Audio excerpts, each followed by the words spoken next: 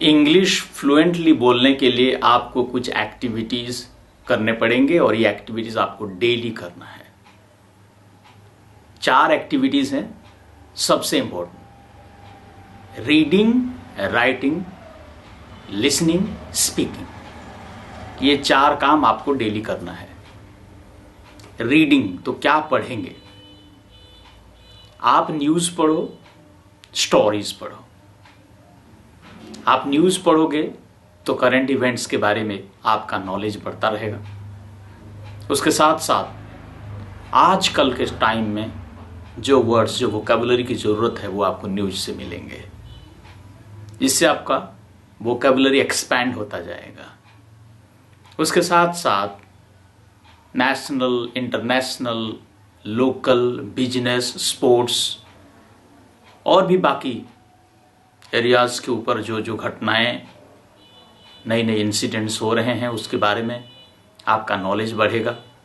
और उसके बारे में बातचीत करने के लिए जो वर्ड्स चाहिए, जो फ्रेजेस चाहिए, जो क्लॉजेस चाहिए, जो वोकैबुलरी चाहिए, वो आपका इम्प्रूव करेगा, जिससे आपको बातचीत करने में काफ़ी मदद मिलेगी। स्टोरी पढ़ने के लिए मैंने क्यों आपको बताया? स्टोरी हमारी जिंदगी के बारे में होती है। अगर उसमें जानवर, पशु पक्षी के बारे में भी होगी तो भी वो कहीं ना कहीं इंसान की जिंदगी से जुड़ी हुई किस्सा रहती है। इससे फायदा क्या होता है कि स्टोरी की जो भाषा है, स्टोरी की जो लैंग्वेज है, वो आम जिंदगी में बोलचाल की भाषा से मैच करती है। तो वहाँ का जो एक्सप्रेशंस हैं, इडियम्स हैं, फ्रेजेस हैं, क्लॉजेस हैं, सेंटेंसेस हैं, स्टोरीज में जो यूज किए गए हैं, वो हमारी डेली लाइफ में हम जिस तरीके से बोलते हैं, जिस तरीके का शब्द, जिस तरीके का एक्सप्रेशन, जिस तरीके का वोकैबुलरी, जिस तरीके का इडियम्स, फ्रेजेस यूज करते हैं, उससे मैच करता है। तो आपको किसी चीज को बोलने के बारे में जो आइडियाज हैं, जो वोकैबुलरी हैं, वो स्टोरीज से मिलेंगे।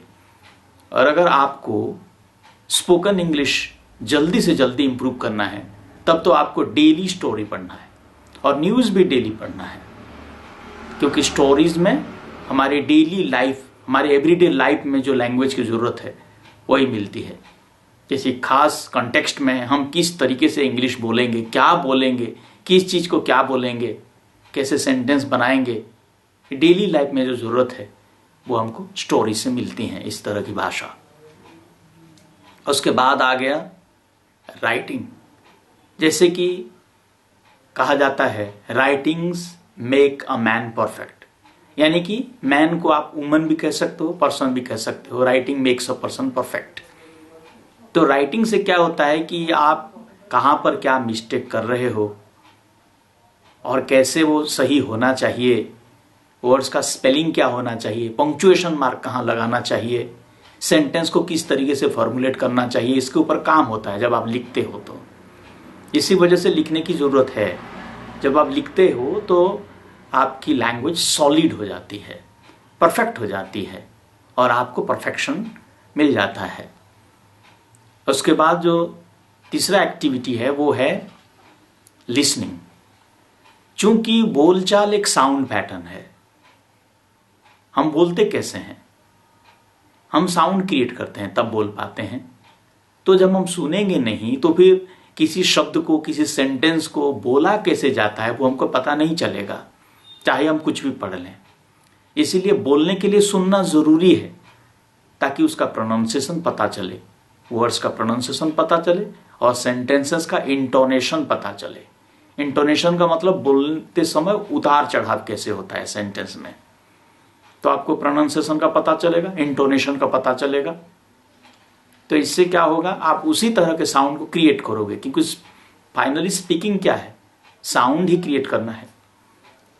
और जो 4th एक्टिविटी है वो है स्पीकिंग।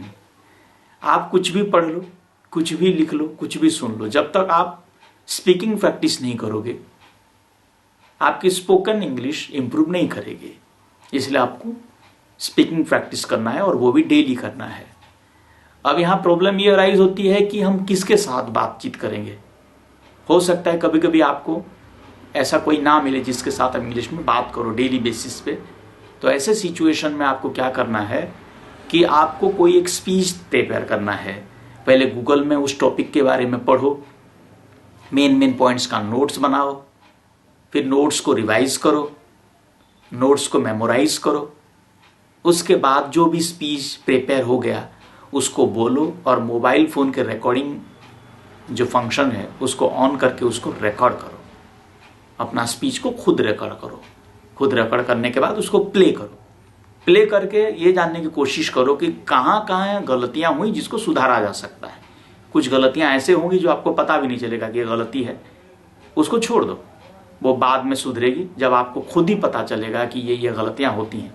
लेकिन जब आप रिकॉर्डेड ऑडियो को प्ले करोगे तो उस वक्त आपको कुछ ऐसी भी गलतियां पता चल जाएगी जो आपको लगेगा कि नहीं, ये सही मायने में गलत हो गई। क्यों? क्योंकि आपको पता है उसका सही फॉर्म क्या है, वो पता है। तो इस तरह से जो रिकॉर्डेड ऑडियो है उसको 2-3 बार प्ले करके सुनो। इस तरीके से आप अपने स्पीकिंग इंग्लिश को इंप्रूव कर सकते हो और ये डेली करना है। Reading, writing, listening, speaking.